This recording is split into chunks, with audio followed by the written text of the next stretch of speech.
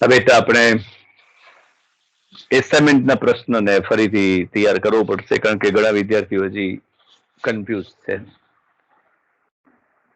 આપણે રિવિઝન થોડુંક કરી લઈએ. સૌથી પહેલા આપણે શિક્ષણ એટલે શું અને એના પ્રકારોની વાત કરી, અને પછી આપણે એસાઇનમેન્ટનો જે પ્રશ્ન છે અભિસંધાન એટલે શું અને શાસ્ત્રીય અને ક્રિયાત્મક અભિસંધાન સમજાવો એ વાત કરશું. તો આપણે થોડુંક ફરીથી સમય ઘણો છે એટલે આપણે શિક્ષણની રિવિઝન શરૂ કરીએ. તો કોઈ પણ બાળક જ્યારે જન્મે છે ત્યારે કંઈ શીખીને આવતા નથી. બાળક કંઈ શીખીને નથી આવતું, પણ બાળક જન્મ્યા પછી શીખે છે. જુદી જુદી પરિસ્થિતિઓમાં રહીને એને શીખવાનું પ્રાપ્ત થાય છે. કુટુંબથી શરૂ કરી અને દરેક જગ્યાએ શિક્ષણ મેળવે છે, જ્ઞાન મેળવે છે. જે શિક્ષણ મેળવે છે એની અંદર ખાસ કરીને એના મહાવરા પ્રયત્ન મહત્વના છે, કારણ કે શિક્ષણ છે એ પ્રયત્ન સાથે સંકળાયેલું છે. તો આપણે વ્યાખ્યાથી શરૂઆત કરી કે પૂર્વ અનુભવ કે મહાવરાને પરિણામે વર્તનમાં થતો કાયમી અને પ્રમાણમાં સાપેક્ષ ફેરફાર, અનુભવી શકાય એવો ફેરફાર, જોઈ શકાય, આપણે નજર લાગે કે હા આને આવડી ગયું છે. गीत तो घर शुरू हो गया है ना, उसी का काम. મહાવરાને કારણે કે પૂર્વ અનુભવ મહત્વનો છે. પૂર્વ અનુભવ મહાવરાને પરિણામે વર્તનમાં થતો કાયમી અને સાપેક્ષ ફેરફાર, એટલે શિક્ષણ મોર્ગને જે વ્યાખ્યા આપેલી છે આપણે જોઈ. ફેરફાર છે એ કાયમ માટે હોવો જોઈએ. થોડા સમય માટેનો જે ફેરફાર છે વર્તનમાં થતો ફેરફાર, એ કાયમ માટે ન હોય તો એ શિક્ષણ ગણાવી શકાય નહીં. મેં તમને કહ્યું હતું કે ભૂખ લાગી અને ખોરાક મેળવવા માટે વર્તન કરીએ તો એ શિક્ષણ નથી, એ પ્રેરણા છે. અકસ્માત થયો અને આપણું ચાલવામાં ફેર પડે તો એ વર્તનમાં ફેરફાર થયો, પણ એ થોડા સમય માટેનો છે, એ શિક્ષણ નથી. તો જે લાંબા સમયે છાપ જન્માવે એ શિક્ષણ છે. અને એમાં જે પ્રયત્ન છે એ બહુ મહત્વના છે. પ્રયત્ન કેવા કરીએ છીએ બહુ મહત્વનું છે. સતત પ્રયત્ન કરવા પછી જ જે આવડી ગયું એવો શબ્દ આપણામાં અહેસાસ થાય, અનુભવીએ, તો એ શિક્ષણ. પછી જવાબ હોય શિક્ષણની વાત કરીએ છીએ તો ચેપ્ટર ક્યાં પ્રશ્ન છે? શિક્ષણ પછી જે હોય ચેપ્ટર નંબર તમારામાં જે હોય, કયું ચેપ્ટર છે એ તમને નથી ખબર? F5 ની ચોપડીમાં કયું ચેપ્ટર છે નથી ખ્યાલ? આપણે શિક્ષણની વાત કરીએ છીએ, ચેપ્ટર કોઈ પણ હોય. પછી આપણે અભિસંધાનની વાત કરી પ્રશ્નની. તો શિક્ષણની મેં વાત કરી કે વર્તનમાં થતો કાયમી ફેરફાર છે. આપણે અહેસાસ થવો જોઈએ હા આવડી ગયું, ત્યારે સાચું શિક્ષણ કહેવાય. પછી એ કોઈ પણ પ્રશ્નનો જવાબ હોય, કે કોઈ પણ વાહન ચલાવતા આવડતું હોય, કે કોઈ પણ કોમ્પ્યુટર કે ટાઈપ કરતા આવડતું હોય, કે જે શીખવું છે એ લાંબા સમય પછીની વાત છે. એકવાર શીખી લીધા પછી એનો ઉપયોગ થયા કરે તો એ શિક્ષણ દ્રઢ બને છે, એની છાપ જળવાઈ રહે છે. તો એ વાત આપણે કરી. શિક્ષણના 3 પ્રકારો પોસ્ટમેન નામના મનોવૈજ્ઞાનિકે આપેલા છે. એક છે ક્રિયાત્મક શિક્ષણ, બીજું છે શાબ્દિક શિક્ષણ અને ત્રીજું છે સમસ્યા ઉકેલનું શિક્ષણ. આ 3 શિક્ષણ જે પ્રકારો છે એ આપણે એસવાય અને ટીવાય ની અંદર જ્યાં જ્યાં એની વાત આવશે, ત્યાં પ્રયોગની રીતે વાત આવશે તો એની પણ ચર્ચા કરશું, અને થિયરીની રીતે વાત આવશે ત્યાં એની પણ ચર્ચા કરશું. તો પહેલો પ્રકાર છે ક્રિયાત્મક કે ચેષ્ટાત્મક શિક્ષણ, ઓપરેન્ટ ટાઈપ ઓફ લર્નિંગ, ઓપરેન્ટ લર્નિંગ, ક્રિયાત્મક. એવું શિક્ષણ કે જેની અંદર શરીરના અવયવો કે હલનચલન જવાબદાર બને છે, એની મદદ લેવી પડે છે અને શીખીએ છીએ, એ ક્રિયાત્મક શિક્ષણ કહેવાય. સાયકલ ચલાવી હોય તો બોલી જઈએ કે મને સાયકલ આવડી ગઈ, સાયકલ આવડી ગઈ, સાયકલ ઉપર બેસીએ તો પડીએ, કારણ કે એમાં આપણે હલનચલન નથી કર્યા, ખાલી બોલી ગયા છે. તો એના માટે અમુક પ્રકારના હલનચલન જરૂરી છે, અવયવોનું હલનચલન જરૂરી છે. એ ક્રિયાત્મક શિક્ષણ. એટલે પગ ચલાવવા પડે, પેન્ડલ મારવા પડે, હાથથી બેલેન્સ રાખવું પડે, પછી સાયકલ ચાલે છે. કોઈ પણ વાહન ચલાવવું હોય તો બ્રેક ઉપર પગ રાખવો પડે, એ કંટ્રોલ છે, નિયંત્રણ છે. હાથનું બેલેન્સ રાખવું પડે, નહીં તો ભટકાઈ જાય. તો આ ક્રિયાત્મક શિક્ષણ છે કે જેની અંદર શરીરના અવયવો જરૂરી છે.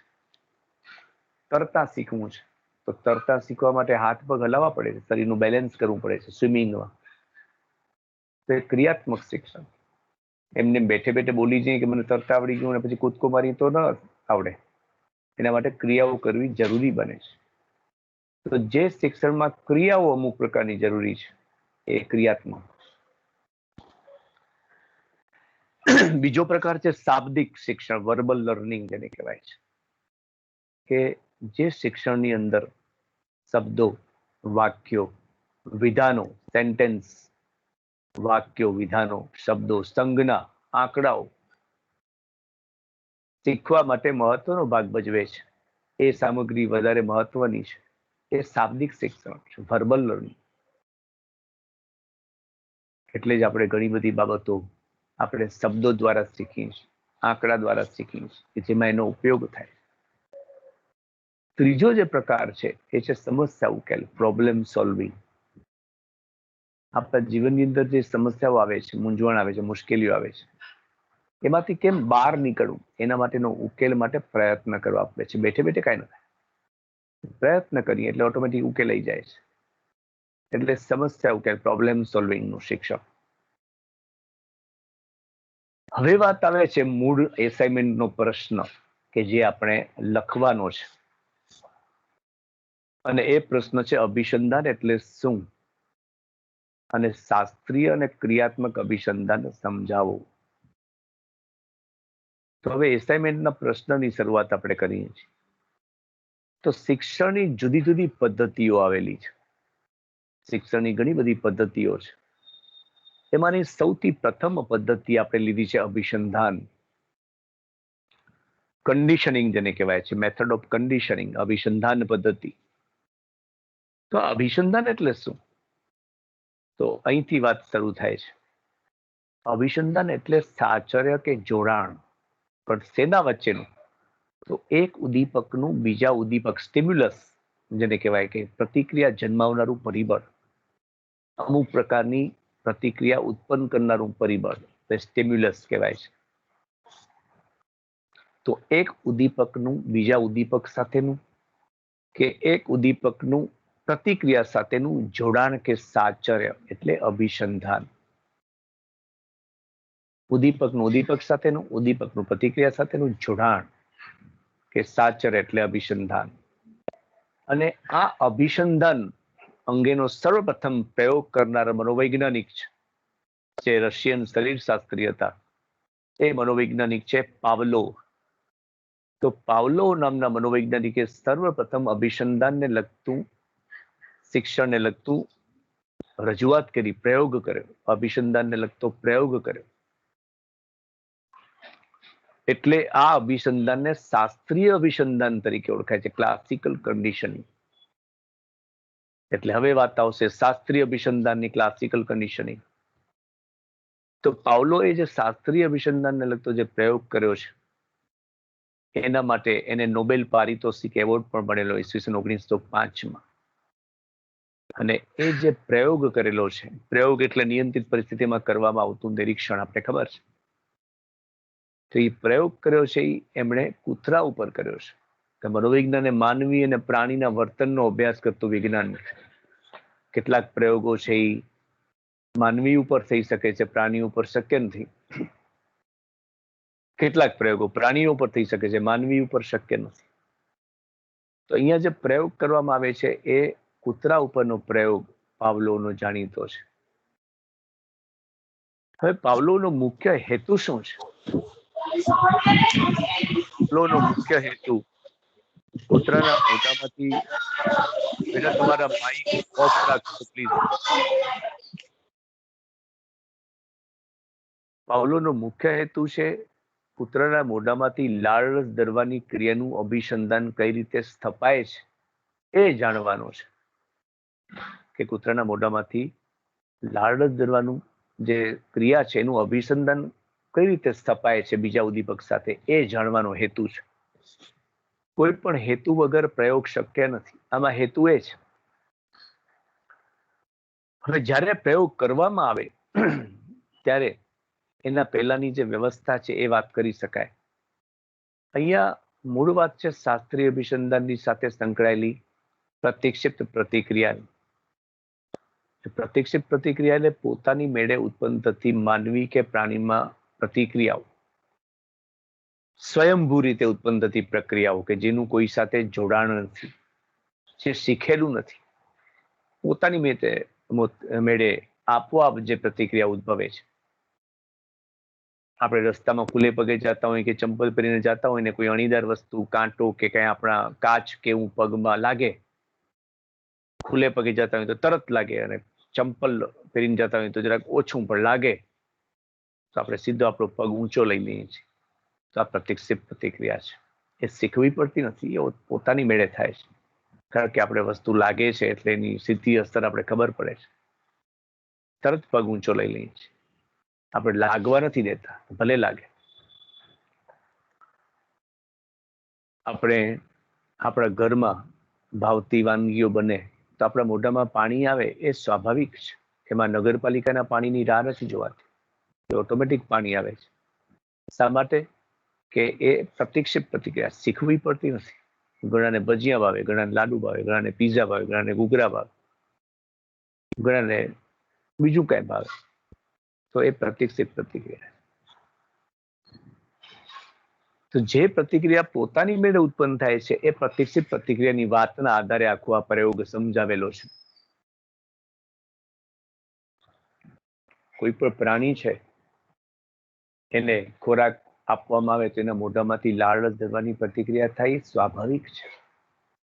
એ શીખવી પડતી નથી. કોઈ પણ પ્રાણી સામે ખોરાક આપવામાં આવે પણ એ ભૂખ્યું હોવું જરૂરી છે. આપણે તો પેટ ભરેલું હોય તો ખોરાક ખાતા હોઈએ છીએ. પ્રાણી છે એ બહુ સમજુ છે, એ ભૂખ્યું હોય તો જ ખોરાક ખાશે, નહીં તો ખોરાક નહીં ખાય. સિંહ છે એ પણ નહીં ખાય.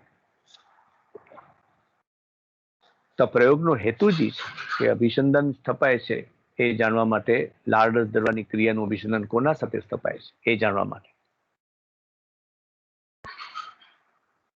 પછી પ્રયોગની શરૂઆત કરતા પહેલા કેટલીક બાબત ઉપર નિયંત્રણ કરવામાં આવે છે. તો નિયંત્રિત પરિવર્તન આવશે. તો સૌથી પહેલા કૂતરાને કૃત્રિમ પ્રયોગશાળામાં લઈ જવામાં આવે છે, જ્યાં સાઉન્ડ પ્રૂફ પ્રયોગશાળા છે, ઓરડો છે. બહારના અવાજો અંદર જતા નથી. એટલે કૃત્રિમ પ્રયોગશાળામાં કૂતરાને, ભૂખ્યા કૂતરાને લઈ જવામાં આવે છે. અને તે લેબોરેટરી કે ઓરડો છે એ સાઉન્ડ પ્રૂફ છે, બહારનો અવાજ આવતો નથી. બીજું નિયંત્રિત પરિવર્તન છે, કૂતરાને ટેબલ સાથે બાંધવામાં આવે છે. ટેબલ સાથે બાંધવાથી એ ક્યાંય ભાગી શકતું નથી, એના હલનચલન અટકી જાય છે. ત્રીજું નિયંત્રિત પરિવર્તન છે, કૂતરા અને પાવલો સામે એક માર્ગી પડદો, વન વે ગ્લાસ રાખવામાં આવે છે, જેને કારણે પાવલો કૂતરાને જોઈ શકે છે, તો કૂતરું પાવલોને જોઈ શકતું નથી. આ નિયંત્રણ છે બધા જે પ્રયોગની અંદર હોવા જોઈએ. પછી પ્રયોગ શરૂ કરતા પહેલા પાછી એક વાત બીજી છે કે કૂતરાના મોઢામાં જ્યાં લાળ ગ્રંથિ આવેલી છે ત્યાં એક નાની શસ્ત્રક્રિયા, ઓપરેશન કરવામાં આવે છે. અને લાળ ગ્રંથિમાં રબરની ટ્યુબનો છેડો દાખલ કરવામાં આવે છે અને છેડાનો બીજો ભાગ એક પાત્રમાં ગોઠવવામાં આવે છે. એટલે લાળ ધરે તો એ ટ્યુબ વાટે પાત્રમાં પડે, આવું માપન થઈ શકે. એટલે નાની શસ્ત્રક્રિયા લાળ ગ્રંથિમાં કરવામાં આવે છે. અને પછી કૂતરા સમક્ષ પ્રયોગ કરવામાં આવે છે. હવે મને કહો કે કોણ પ્રયોગ કહેશે ટૂંકમાં? જે સ્ટેપમાં પ્રયોગ આપણે શીખી ગયા હતા એ સ્ટેપમાં પ્રયોગ કોણ કહેશે? કોણ કહેશે મને કે પ્રયોગ કેવી રીતે કરવાનો છે, ટૂંકમાં કહેવાનો છે?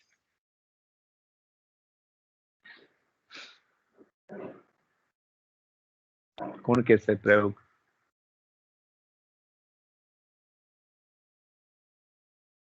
મેં તમને બધી વાત કરી દીધી છે, હવે ખાલી પ્રયોગ જ કહેવાનો છે. બોલો. સર ખબર નહીં કોણ છે સર, મને કેટલી વાર કાઢી મૂકી. એ બેટા અંદરનો પ્રશ્ન છે તમારો, આપણે તો જવાબ આપવાનો છે.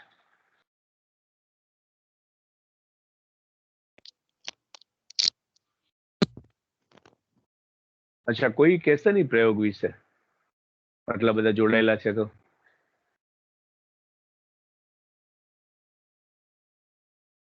ચાલો હું કહી દઉં. પ્રયોગ ને હા હા, એની જ વાત કરીએ છીએ. સૌપ્રથમ પાવલો એક ભૂખ્યા કૂતરાને ટેબલ પર રાખ્યો અને એ તો તેના થઈ ગયું, ગળામાં એ તો બધું થઈ ગયું, એ બધું થઈ ગયું. હવે પ્રયોગ કરવાનો છે. એ તો બધી મેં વાત કરી લીધી. હવે પ્રયોગમાં શું?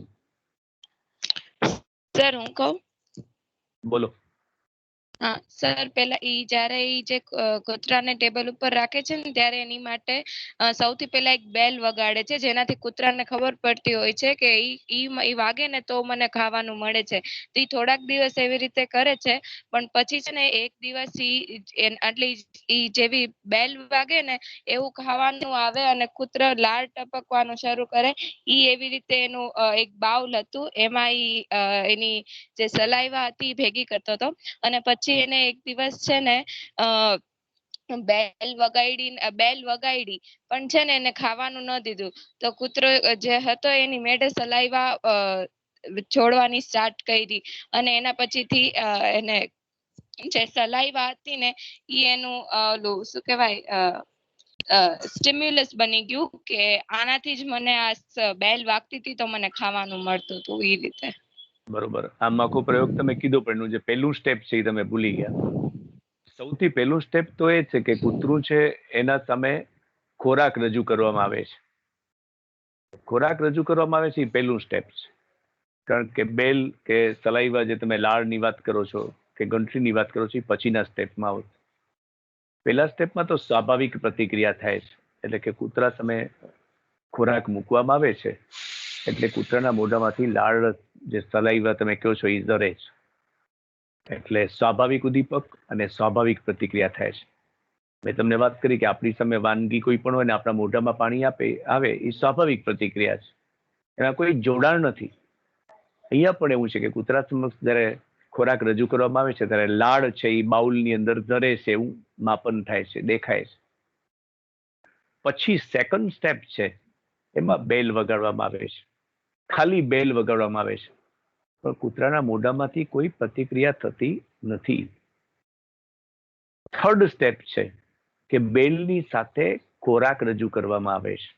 કારણ કે અહીંયા અભિસંધાનની વાત છે, સાચળની વાત છે, બે ઉદ્દીપકોના જોડાણની વાત છે. એ ક્યારે થાય કે જ્યારે એને સિક્વન્સમાં રજૂ કરવામાં આવે, સાથે રજૂ કરવામાં આવે, જોડમાં, પેરમાં રજૂ કરવામાં આવે. ત્રીજું સ્ટેપ એવું છે કે જ્યારે ઘંટડી વગાડવામાં આવે છે એની સાથે જ ખોરાક રજૂ કરવામાં આવે છે, તો કૂતરાના મોઢામાંથી લાળરસ ઝરવાની પ્રતિક્રિયા થાય છે, બાઉલમાં ખબર પડે છે. ચોથું સ્ટેપ આવે તે પહેલા વાત એ છે કે આ વારંવાર આવું કરવામાં આવે છે. બેલ વગાડવી, ખોરાક આપવો, બેલ વગાડવી, ખોરાક આપવો, આવું વારંવાર કરવામાં આવે છે. શિક્ષણને દ્રઢ કરવા માટે આ જરૂરી છે. આ પ્રયત્ન વારંવાર કરવામાં આવે છે.